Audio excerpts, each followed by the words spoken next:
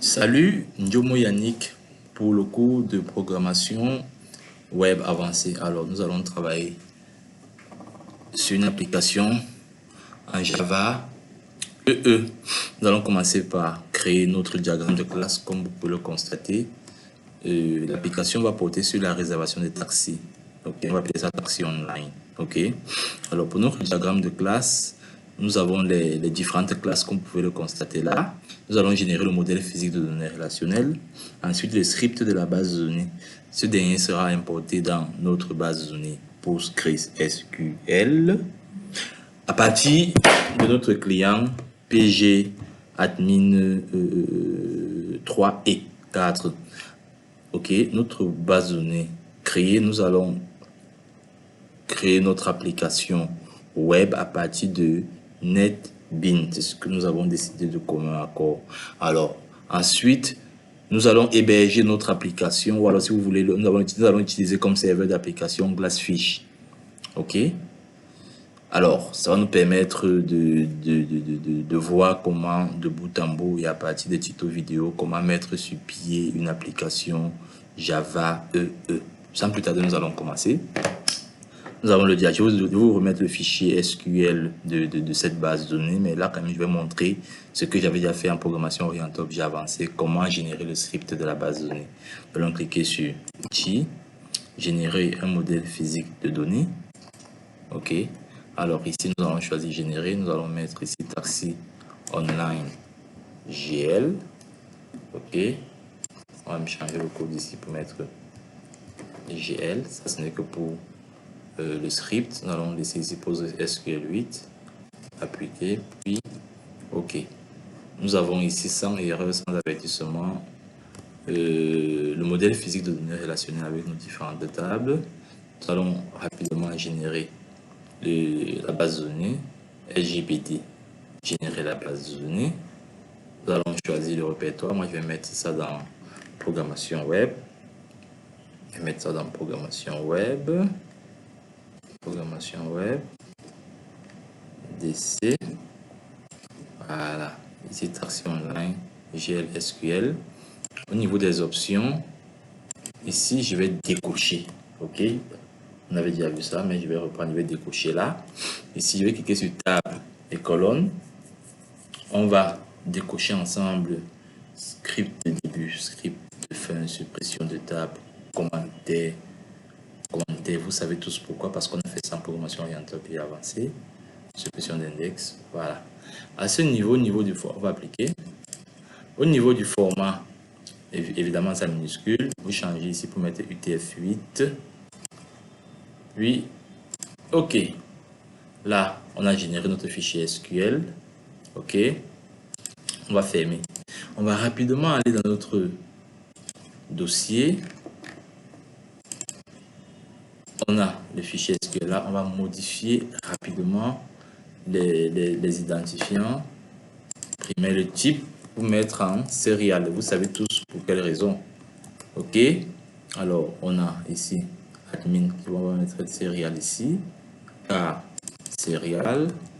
Serial, évidemment, c'est pour l'auto-incrément des bases de données, des identifiants des tables de bases de données dans PostgreSQL. OK. Alors, uniquement pour les clés primaires. Répéter, réservation. Voilà. Taxi. Ah, je pense que c'est bon. Utilisateur. Voilà. Voilà. Alors là, on va fermer notre fichier SQL. Alors à partir de ce moment, on va lancer Postgres. Là, j'ai la version PGAdmin 3. On va créer ici, là. À partir d'ici, on va créer un serveur qu'on va appeler taxi-8 online.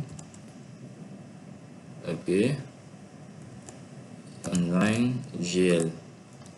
Localhost. Localhost. Port 5432, service, blablabla, password, blablabla. OK. Ok, là on a Taxi Online GL. On va rapidement ici là créer notre base de données, une database qu'on va appeler Taxi Online GL. Ok, ici propriétaire, ici c'est Postgres. Voilà, on a notre base de données qui est là, Taxi Online GL. Ok, alors à partir d'ici on clique sur Taxi, on peut continuer dans le chemin, il n'y a rien. Public, ici il n'y a rien, tab, on a 0 tab. On clique sur SQL pour importer le fichier. Alors à partir d'ici, qu'est-ce qu'on va faire? On va importer notre fichier en cliquant sur ce dossier. On va aller dans programmation web, DC. Voici notre fichier. On clique ici. Le fichier est importé. On monte un peu pour voir comment on va importer ceci. On clique là. Puis return successfully with notre result. Voilà. Tout s'est bien passé. On peut lire le message là de manière très claire. Que le fichier a été importé. À partir d'ici, on peut simplement actualiser et on voit que là on a 10 tables. Ok, on voit nos différentes tables. On peut faire un clic droit ici. Ok, pour voir par exemple les tables, on voit que là il n'y a rien. Ok, donc voilà un peu. Alors ça c'est pour ceux qui ont PowerMC. Et là c'est pour ceux qui ont PGAdmin 4. Et pour ceux qui ont PGAdmin 4, il vous suffit juste de faire un clic droit ici et vous prenez serveur, vous faites la même chose ici, vous mettez le nom du serveur, c'est-à-dire localhost et tout. Ici vous mettez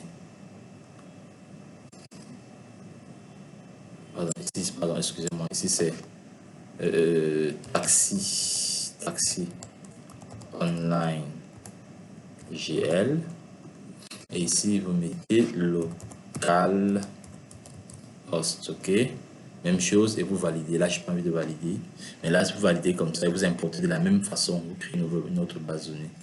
Voilà, donc alors pour le TP d'aujourd'hui, le plus important c'est d'avoir cette app.